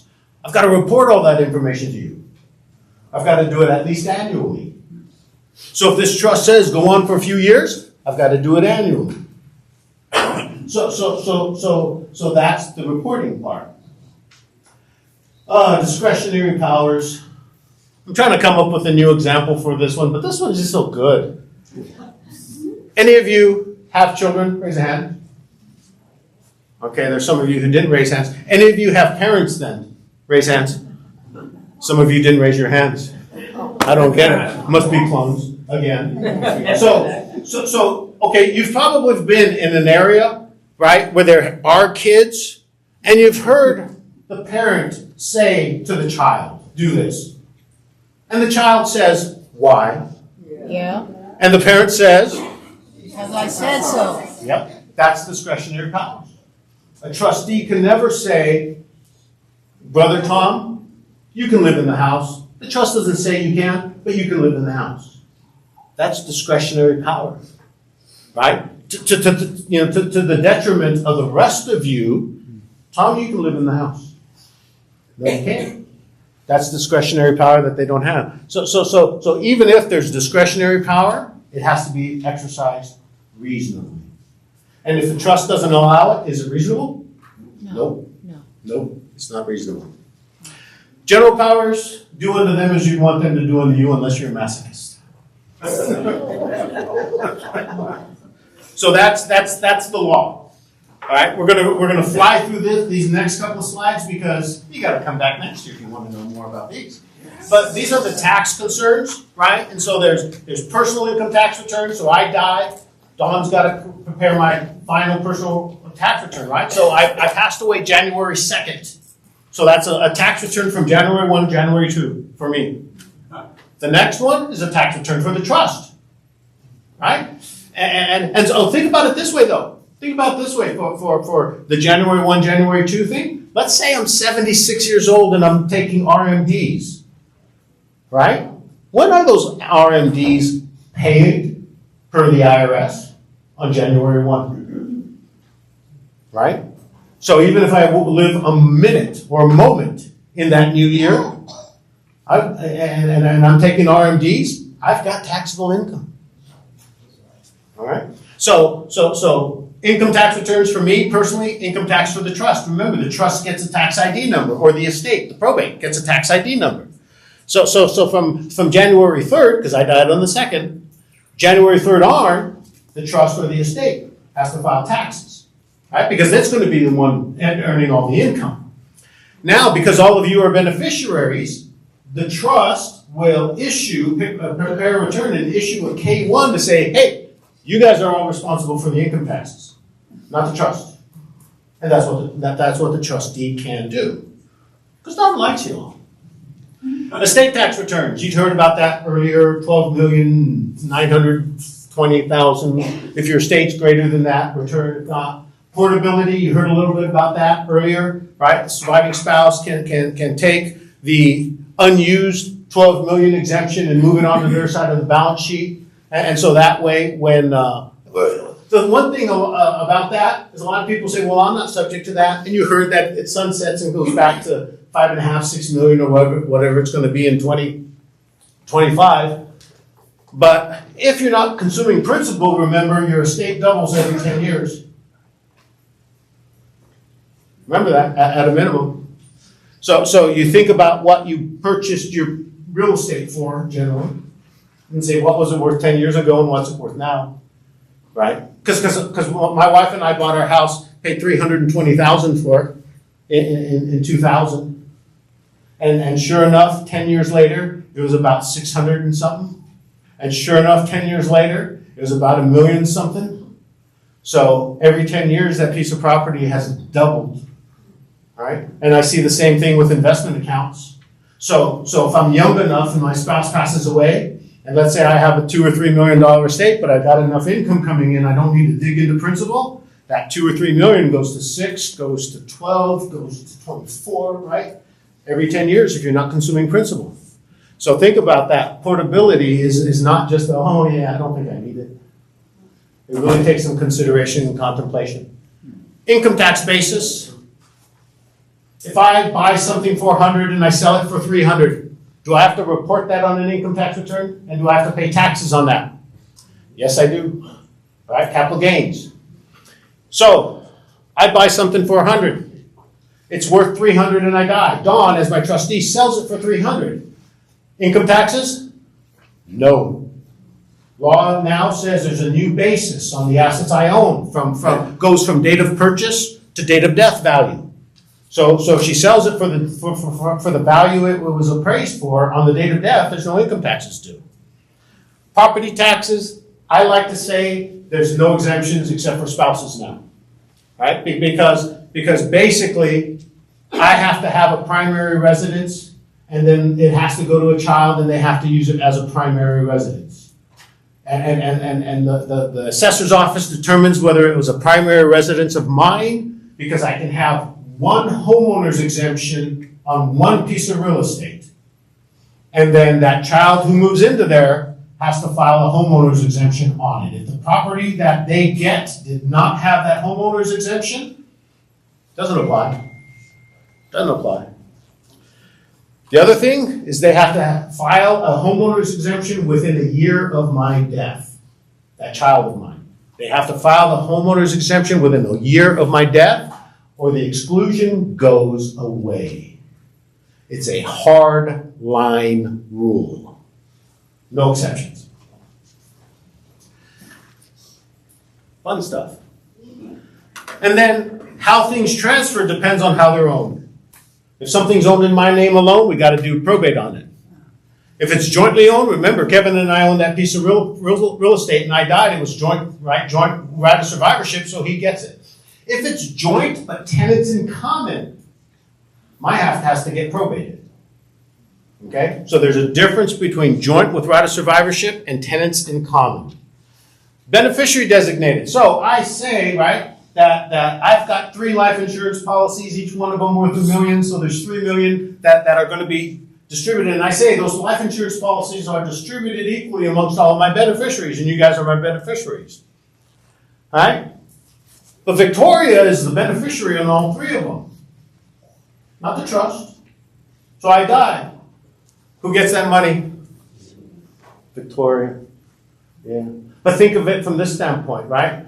I named, I have a predeceased spouse name on that. Or somebody else who I don't necessarily want it to have it, right? We had a situation where mom changed her plan to say, hey, I've got 3 kids, 2 girls, 1 boy. I don't like the boy anymore. Everything's going to the 3 kids. Beneficiaries on the life insurance said 3 kids.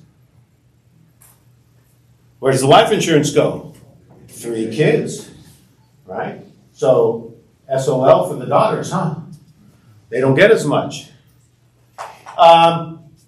Probate, yeah, if it's in my name alone, and then the trust, whatever the trust has to do, right? So there's all kinds of trusts. There's a trust for a single person, trust for joint, and then the trust for joint could say, hey, again, let's say because we have a piece of property together, Kevin and I decide not to do an LLC. We just wanted to go into a trust, right? And the trust says, though, that when I pass away, he doesn't get it. It goes into another side of the trust, right? And it sits there for a while. And then it goes out to maybe my family members after he decides to sell. Maybe it says when he decides to sell the property, then the cash goes out, right? Because I didn't want to burden him with being a partner with 10 other people, right? That would have been a burden to him. And so I do something like that instead.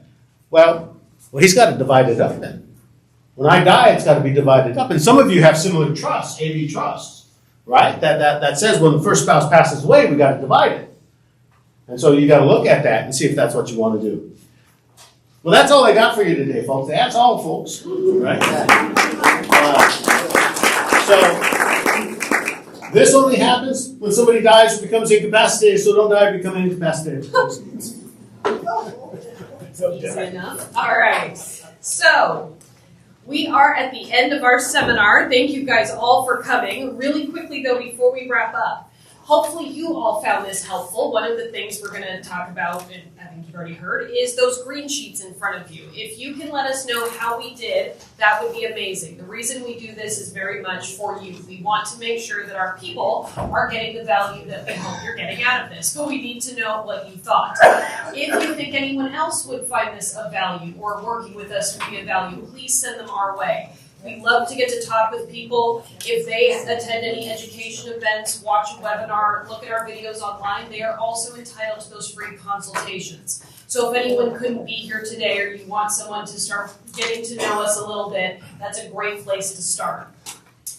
And as far as booking an appointment, again, we do still have the table with some appointments left. You can also mark on your green sheet if you just want us to reach out to you to schedule a future appointment if you're not quite ready right now. One of the things with those appointments, we will be sending you, if you haven't received one today, a confidential data questionnaire. Even if you are already a client, please look through that, and especially if you think anything has changed. That could be a child got married or divorced, they changed addresses, you have another child, you have grandchildren, those sort of things. If you can take time to fill that out so that we do have updated information, that is extremely helpful. And of course, any questions you have for us. But ultimately, especially for those who haven't already started the journey with us, why working with us? So we have been around now for just over 44 years, and this is something that we do day in and day out and are extremely passionate about.